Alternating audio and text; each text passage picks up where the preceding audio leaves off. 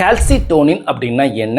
எலும்பு முறிவு கூடுவதற்கு இது எப்படி பயன் தருகிறது? நம்முடைய தைராய்டு சுரப்பியில இருக்கக்கூடிய பேராஃபாலிகுலர் செல்ஸ் உற்பத்தி செய்கின்ற ஹார்மோன் தான் இந்த கால்சிட்டோனின். இதனுடைய பேருக்கு ஏத்த மாதிரி கால்சிட்டோனினுக்கும் கால்சியத்துக்கும் கட்டாயம் சம்பந்தம் இருக்கு. இல்ல புரியல.